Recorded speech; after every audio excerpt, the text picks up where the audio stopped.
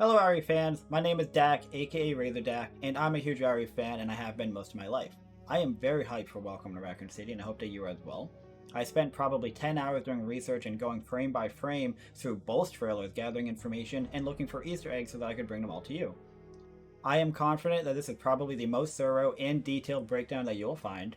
I have found over 60 interesting items in the trailers, whether it be things I noticed about the storyline, Easter eggs, or other interesting facts. While I am very confident in my research, if you noticed anything that I missed or I was wrong about anything, please comment below to let me know. If you enjoyed this video, then please help me get discovered by others by liking this video and sharing it. I would really appreciate that. And now without further ado, let's get the breakdown started. What are you doing out hitchhiking on a night like this anyway? The trailer starts out with Claire Redfield riding in the passenger seat of the truck driver from the intro to Resident Evil 2. It's a little strange because we're accustomed to motorcycle riding Claire, but that appears to be addressed later. Here we see it's September 30th, 1998. This is strange because Resident Evil 1 took place on July 24th, RE 2 took place on September 29th, and RE 3 took place the day before on September 28th, so this movie initially appears to take place over 2 months after RE 1, a full day after RE 2, and 2 days post RE 3. Used to live here, you said. Raccoon City! Most RE fans will realize that this is clearly a recreation of when the truck driver runs into the pedestrian in the intro of Resident Evil 2. Better you than me. Watch out!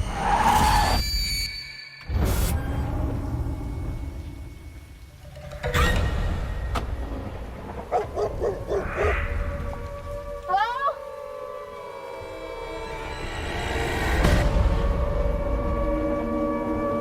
This is a sky view of Raccoon City. You can see the RPD middle left. I love this picture because it makes Raccoon City feel like a real place and not just in a video game. Honey, we need to go now. Here we have our first look at William Birkin and his daughter Sherry. Director Johannes Roberts said that Dr. Birkin played a large role in this movie, which should not be a surprise because of the large role that he plays in RE2. Our first glimpse at the Raccoon City Police Department.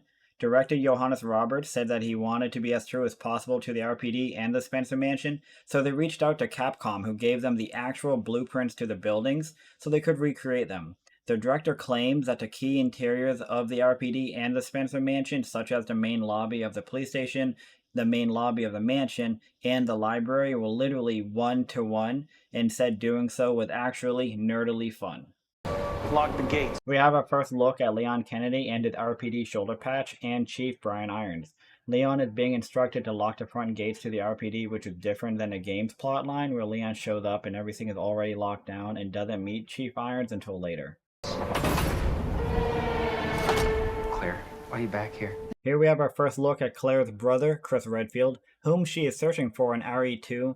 It's a little strange that they interact with each other in this movie, but it appears she came to the city to warn him of upcoming dangers we'll learn about later. This whole town's been poisoned. Here's a cool scene of zombies bursting through the front gates of the RPD. However, I am pretty sure the only time that the front gates get broken into in the game is in Resident Evil Outbreak File 2, Desperate Times. Still a cool scene though. We don't contain this. We've got Leon Kennedy, Claire Redfield, and Chief Brian Irons in the main lobby of the RPD. It does have me wondering where is Marvin because he does not make any appearances in the trailers that I've noticed. It could threaten the whole world. Leon grabbing the shotgun in what must be the Armory. I thought this was cool to see. Here we go. Our first look at the Spencer Mansion, looking eerie as can be, and I love it so much. Here you see Richard Aiken, the Bravo team's communications expert, with Chris Redfield, who is actually the point man for Alpha Team. In the game, Richard works with Rebecca Chambers, the Bravo team's medic, and he gets injured by Yawn, a gigantic snake. Come on. What a cool scene we have here. We see Chris and Richard ascending the stairs in the main lobby of the Spencer Mansion. The angle they show here kind of gives me an idea that they will be doing some unique camera angles at times, as a nod to the original game's camera angles, which I'm all for. This is the recreation of the first zombie scene from RE1, and it looks like a near one-to-one match. His meal consists of Kenneth J. Sullivan, who was the Bravo team's point man, who was attacked in the dining room and escaped into the hallway where he was cornered by the zombie. He is who fires the gunshot you hear at the beginning of RE1. He died only moments before being discovered by Alpha Team. Fun fact is that he was the only officer equipped with a video recording device during operations. Director Johannes Roberts said that he wanted to make a variety of zombies and even confirmed there are Crimson Heads. What the Here is Richard Aiken shooting off screen with a big window behind him, which I suspect to be the large window on the second floor of the main lobby. This appears to be the end of the line for Richard Aiken, who apparently dies in a different fashion than he does in the original game. Here we have a huge Easter egg in my opinion. Eagle-eyed RE fans will recognize that this is clearly a reference to the Ashford Twins, Alexia and Alfred, who appear in Resident Evil Code Veronica. There is more to uncover about this later in the video. What were Umbrella doing here? They were experimenting on him. This is my life's work. And my This scene here is really cool and seems like it might have many possibilities. Let me explain. Firstly, this is clearly a nod to the scene in the games where William Birkin says, This is my life's work. I'm not giving it to anybody. which in the games usually gets him shot. My thought here is that this is meant to be William's daughter Sherry Birkin, and I have to assume that the woman holding Sherry is his wife, Annette Birkin. However, my reservation is simply that in the games, Annette actually works with William in his research. While doing my own research, I saw somebody hypothesize that perhaps the reason why Sherry appears so afraid is that the woman on the table which William Birkin is experimenting on is actually Annette Birkin. I don't know who the woman holding Sherry would be in that situation, and this would be quite a deviation from the original story. However, it's possible. We do have a better look at the woman on the table later.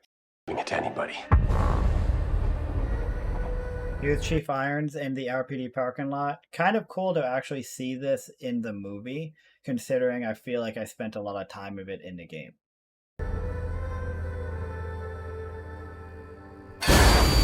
Here's our first good look at a Cerberus. While it does look heavily like CGI, and I know it's CGI, but great CGI doesn't look like it's CGI. This Cerberus looks really cool and accurate to the game, almost as if they intentionally made it look that way. Still better than the Anderson movie Cerberus, in my opinion. Here's Chief Irons in his office calling for Brad Vickers, who's the pilot for Alpha Team sent to investigate the disappearance of Bravo Team. After the team was attacked by the Cerberus outside the Spencer mansion, Brad Vickers took flight and flew around the forest trying to re-establish contact with Alpha Team. However, it was unsuccessful. In the game, here's a pilot who rescued the remaining STARS members. Fun fact, Brad Vickers personally trained Leon Kennedy in hand-to-hand combat. Vickers, this is Chief Irons. Pick up your damn radio! This scene suggests that this is Brad Vickers. I went frame by frame looking for actual proof other than the radio transmission that this is Brad, and I couldn't find any. He gets attacked by a zombie, and I must assume he doesn't make it, which deviates from not only RE1 and 2's plotline a little bit, but also RE3's plotline. In this scene, we have a helicopter crashing into the dining room of the mansion. We have to assume it's Brad Vickers because of the recent attack. Director Johannes Roberts confirmed that this is a nod to the RE2's helicopter crash scene. We have our first look at a Lickers with Leon scrambling for his life. Does not look like a good time.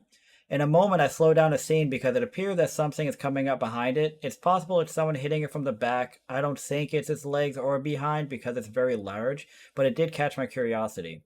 If anyone has any ideas, please comment below what you think it is. So as you see here, something is behind it. It might be a person. Maybe that's an arm on the left side of the screen. Maybe that's Claire behind it about to hit it with a fire extinguisher like we saw earlier in the trailer.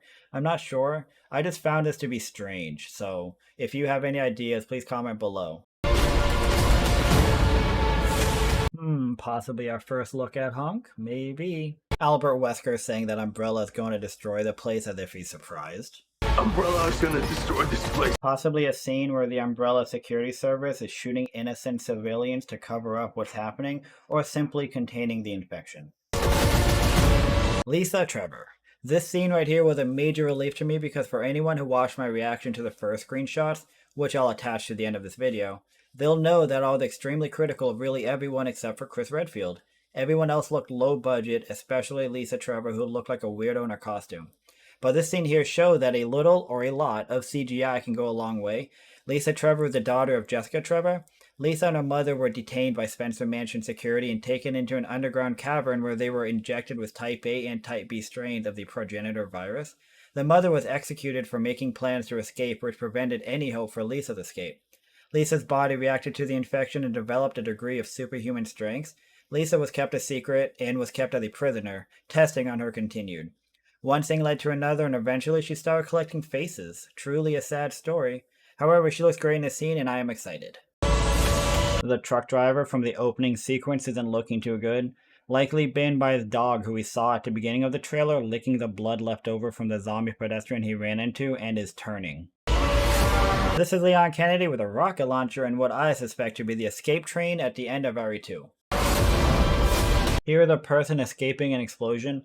I believe this is Chris Redfield because of the arms, which clearly do not have sleeves on them like Leon has. What intrigues me though is that the right side wall is the same wall as to Leon's left in the previous scene, which makes me think they're on the same train, which is completely different from the actual RE1 and 2 storyline, but might be the new storyline for the movie. I just really want to get out of this town. Here is Claire Redfield, likely on the same train as Leon. She has a look of concern on her face. Here's probably the reason why she's so concerned. This is clearly intended to be the 5th mutation of William Birkin, aka G5. Director Johannes Roberts said that they were given the designs of the creatures and that they were kind of recreating some creatures at the beginning before deciding to just take it old school and stay classic, which explains why a lot of the creatures look very similar to the original versions. And no, this isn't a knock on the CGI look in Cerberus, but a note because Birkin G5 looks just like the classic RE2 version and not the remake version.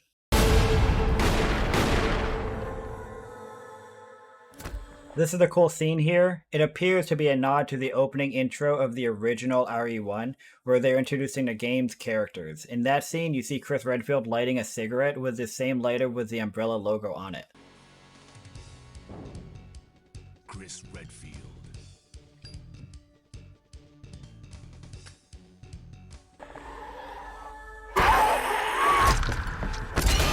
With no clear indication to who this person is, all I can say is he's at the mansion with Chris, but I don't know if they arrived together, so this person may have already have been there. I do see the STARS logo on his shoulder indicating he's a STARS member, so perhaps a member of Bravo team, or I wonder if this is meant to be Barry Burton. He does not appear to be wearing Barry's signature red vest, but he does seem to have orange hair like Barry does, and the beard. I hope it's not Barry, but we'll find out, I guess.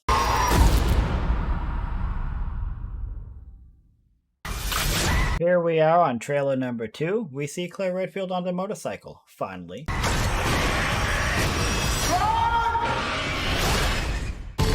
Here is Claire riding the motorcycle into town. Every story has a beginning. This scene is neat because it looks like things are slowly getting out of hand and the RPD and STARS may be losing control of the city and its residents who are becoming evil. You see what I did there? Move along. Discover the origin of evil. Why are you back here, Claire? Your conspiracies weren't true when we were kids. They're not true now. This line was pretty significant because Chris doesn't believe Claire's conspiracy theories, which means the mansion incident had yet to happen. I focused heavily on this part because it seemed like they wanted something to be noticed. I'll be honest, I watched it several times before I could make it out. The quality isn't great, so it's hard to notice, but if you look closely, you'll see it's the heart key. We need to The wall slides open and Leon and Claire are standing in a room I originally thought was the art room in the RPD, but upon closer inspection it appears to be the orphanage, as evident by what looks like a child's chalkboard and possibly some toys. I'm guessing that she discovered an entrance into the Umbrella Labs or sewer facility. umbrella. My first 100 times watching this trailer, I thought this was just Claire walking up a flight of stairs after that wall slides open, but I realized that is a swing open door, and the person doesn't appear to be wearing a hoodie like Claire was, so it has me wondering if this is Annette Birkin. Claire standing in front of a large pane window, which gives me the vibes of the clock tower. Watch this. I'm afraid, Claire. Who is this mysterious man? My first suspicion was that it was Ben Bertolucci, who is a freelance investigative journalist who is trying to reveal the origins of the Arclay County murders.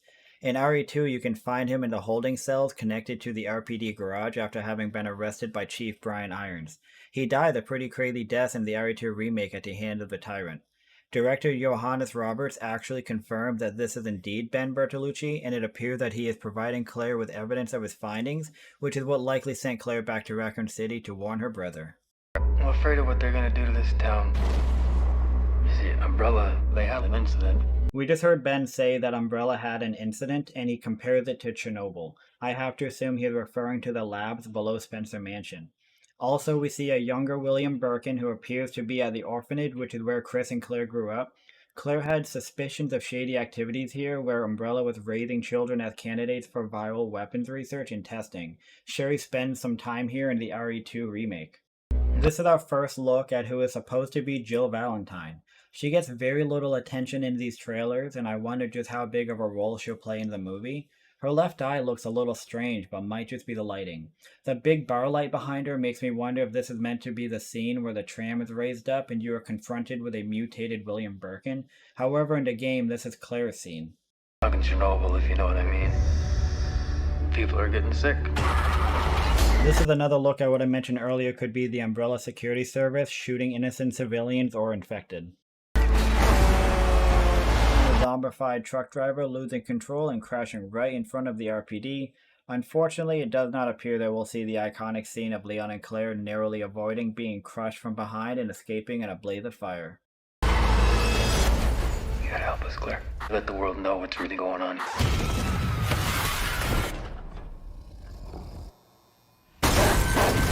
Another look at what might be Brad Vickers being attacked by a zombie. This is another scene I went frame by frame looking for proof, and all I came away with was the yellow shirt beneath his jacket. Brad Vickers wears a yellow vest in the games.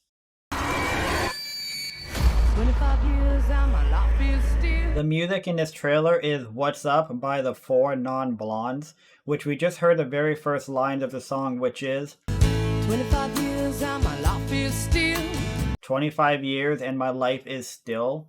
Last month was Resident Evil's 25th anniversary. I don't think the song choice is a coincidence. Also, another notable lyric is Scream from the top of my lungs, what's going on? I scream to the top of my lungs, what's going on? Which I think is very fitting for this movie. What's going on here? We have to contain this. Trying to get up that great big hill of hope. Shall we go? Here is Leon and Claire in the RPD's Armory again. Claire hands Leon the awesome RPD vest. In the right hand corner you can see what appears to be the classic shotgun shell packages. For a destination into a crisis. This is another look at the woman on William Birkin's table. Again, we don't know for sure who she is, but she seems to get a good bit of focus. It might just be them emphasizing that he is performing tests on real humans who have turned, or perhaps it's something more sinister like his wife Annette Birkin, who may have been exposed to the virus and turned, and now William is performing tests on her. Also could be nothing. This appears to be Sherry hiding in horror. My thoughts are either she is witnessing something awful, such as maybe William Birkin transforming, or performing some tests on the woman on the table. However, her surrounding has me believing she's in a totally different area hiding, like maybe in the labs. Here we are back at the Ashford Twins. As I mentioned earlier, eagle-eyed Resident Evil fans would have noticed that this is a recreation of the video of the twins from Resident Evil Code Veronica. Director Johannes Roberts said that he's always felt that the Ashford Twins scene from Code Veronica was very disturbing and really wanted to recreate it and put it into this movie. He also said he used a very small clip of the original video. What were Umbrella doing here? This is where they're experimenting on him. Here we see a file on Lisa Trevor. This is incredibly sad because you see Lisa as a little girl, which was likely a photo taken before they began experiments, and then the last seen photo of her where she's mutated and wearing faces. If you look closely, you'll see it mentions she was injected with the progenitor virus. It also notes she has massive strength increase and is extremely dangerous. We should split up. Yes, you'd like that, wouldn't you, Wesker? This scene is likely a nod to the top-down view in the original game when you first enter the mansion. In a moment, you'll see the RE1 original and remake mansion intro scenes before the Welcome to Raccoon City's entrance to show you how identical they are.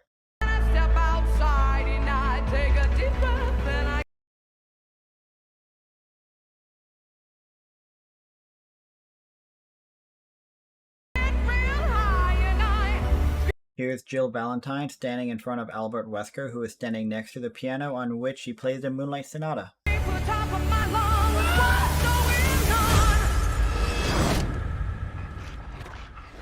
What the? Richard Aiken goes down, RIP. A not-so-subtle reference to Resident Evil 1's Animal Keeper's Diary, where he was slowly drifting into madness after getting infected by the T-virus. He progressed until his final words were itchy, tasty.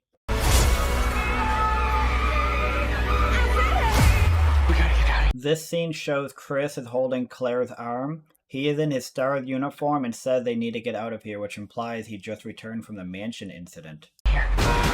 This might be nothing, but it looks like the holding cells next to the RPD parking lot. I wonder if Leon finds Ben Bertolucci in there. We're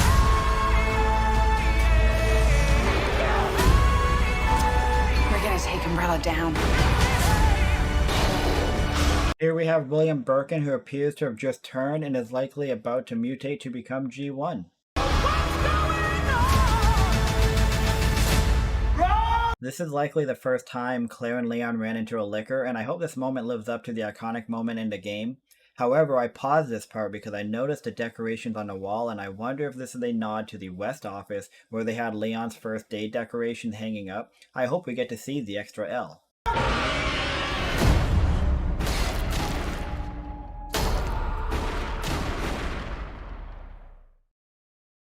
So there you have it. Over 60 things of interest. What did you think? Did I point out anything that you missed, or did I miss anything myself? Please comment below to let me know. Also, I'd love to hear if you're still excited for the movie. I think I'm even more excited after doing this breakdown and seeing all of the interesting fan service that they did. If you enjoyed this video, please help make it discovered by liking and sharing this video. And if you'd like more content, then please consider subscribing. Thank you for watching.